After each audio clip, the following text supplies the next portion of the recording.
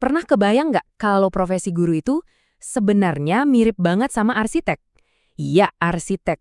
Karena mengajar itu bukan cuma soal masuk kelas dan ngomong, tapi ini adalah sebuah proyek desain yang butuh perencanaan super matang.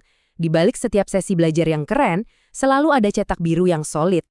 Nah, ini dia nih, tujuan akhir dari semua rancangan kita. Kata-kata dari seorang mantan murid tentang gurunya yang luar biasa, Marilyn Weary. Ini bukan sekedar pujian biasa loh. Ini adalah deskripsi dari sebuah bangunan yang berhasil. Sebuah ruang belajar di mana setiap murid merasa didengar dan dipancing buat mikir lebih dalam lagi. Inilah puncaknya. Jadi pertanyaannya gimana caranya kita bisa sampai ke sana? Di tengah kelas yang ya tahu kan penuh dinamika, kadang-kadang bisa terasa kacau. Gimana caranya kita membangun sebuah struktur yang kokoh supaya pembelajaran yang beneran itu bisa terjadi? Rahasianya cuma satu, kita butuh cetak biru, kita butuh rencana. Oke, siap. Ini dia peta perjalanan kita untuk pembahasan kali ini.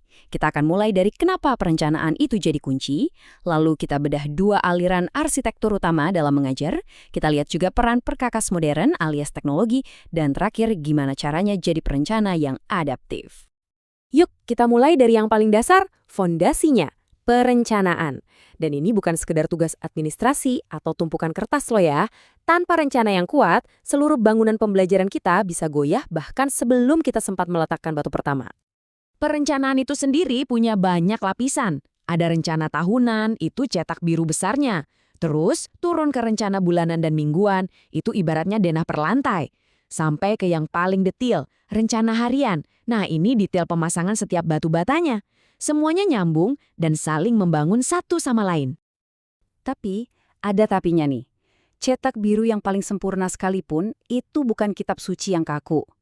Coba deh bayangin seorang arsitek nemuin kondisi tanah yang beda dari perkiraan. Apa dia bakal maksa bangun sesuai gambar? Tentu enggak kan? Dia bakal beradaptasi. Nah, fleksibilitas inilah yang membedakan arsitek biasa dari arsitek ahli. Sekarang, kita masuk ke dua aliran desain utama dalam pendidikan. Yang pertama, pendekatan yang berpusat pada guru. Anggap aja ini kayak aliran arsitektur klasik, di mana sang arsitek punya kontrol penuh atas setiap detail desain dan juga proses konstruksinya. Di aliran ini, fokus utamanya adalah sasaran perilaku atau behavioral goals. Gampangnya gini, tujuannya harus jelas dan bisa diukur.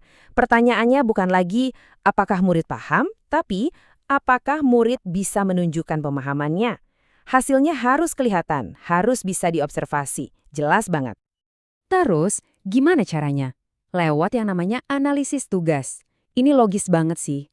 Kita kan gak mungkin pasang atap kalau fondasinya aja belum jadi. Sama persis, materi yang kompleks dipecah jadi bagian-bagian yang lebih kecil, lalu diajarkan satu persatu, secara berurutan. Benar-benar seperti membangun bata demi bata, sampai jadi sebuah dinding yang kokoh. Oke, itu tadi aliran desain yang pertama. Sekarang kita lihat aliran kedua yang, wah ini beda banget. Namanya pendekatan berpusat pada pelajar.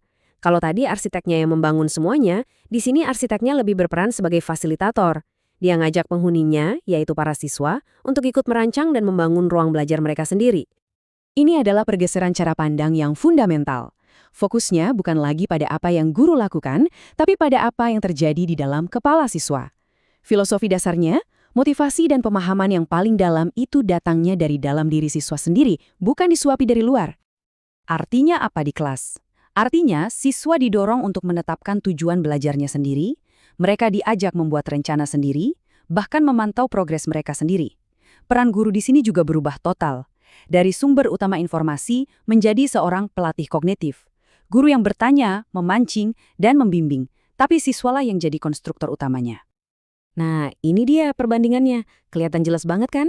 Di satu sisi, ada arsitek yang mentransfer desainnya secara utuh, dengan guru sebagai pusat segalanya.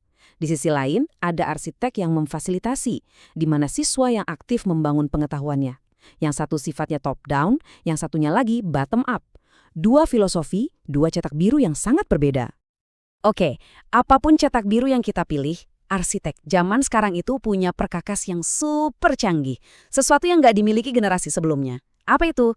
Ya, tentu saja teknologi. Eits, tapi tunggu dulu. Sebelum kita terlalu semangat dengan semua perkakas canggih ini, ada satu hal penting banget yang harus kita sadari.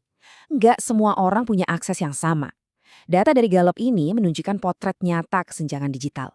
Angka 38% ini adalah pengingat keras bahwa saat kita merancang pembelajaran dengan teknologi, kita juga wajib memikirkan soal aksesibilitas dan kesetaraan. Jadi intinya begini, teknologi itu ibarat bor listrik canggih. Dia bisa mempercepat pekerjaan, tapi dia nggak akan pernah bisa menggantikan keahlian sang arsitek yang merancang. Kunci penggunaannya ada 4. Pilih yang positif, sadari kalau keahlian mengajar kita tetap nomor 1, jangan dilepas begitu saja, tetap bimbing penggunaannya, dan arahkan tujuannya untuk membangun siswa yang aktif. Oke, kita udah punya fondasi perencanaan. Kita juga udah lihat 2 pilihan gaya arsitektur. Plus, kita udah bahas soal perkakas modern. Terus, gimana caranya jadi arsitek ahli? Jawabannya bukan dengan memilih satu gaya dan mengikutinya mati-matian.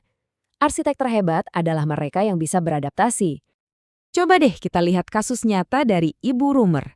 Bayangin tantangannya. Dia dikasih cetak biru kurikulum yang sangat teacher-centered, tapi dia merasa murid-muridnya lebih butuh pendekatan yang learner-centered. Ini adalah pergulatan nyata antara mengikuti rencana yang ada dan beradaptasi demi hasil yang lebih baik. Dan percayalah, ini sama sekali bukan hal yang gampang. Jadi, kalau kita tarik benang merahnya, apa sih cetak biru untuk menjadi arsitek pembelajaran yang hebat? Pertama, pastikan fondasi perencanaanmu kokoh. Kedua, kuasai kedua aliran desain tadi dan tahu kapan harus pakai yang mana. Ketiga, manfaatkan teknologi sebagai alat bantu, bukan sebagai pengganti. Dan yang paling penting dari semuanya, jadilah fleksibel, siap mengubah rencana kapanpun dibutuhkan. Pada akhirnya, pertanyaan ini kembali lagi kepada Anda. Sebagai arsitek di ruang belajar Anda sendiri, cetak biru mana yang akan Anda gunakan? Atau mungkin Anda akan menciptakan sebuah kombinasi unik yang paling pas untuk murid-murid Anda. Karena arsitektur terbaik itu bukan cuma soal membangun gedung yang kuat, tapi tentang membangun sebuah ruang yang bisa mengubah hidup orang-orang di dalamnya.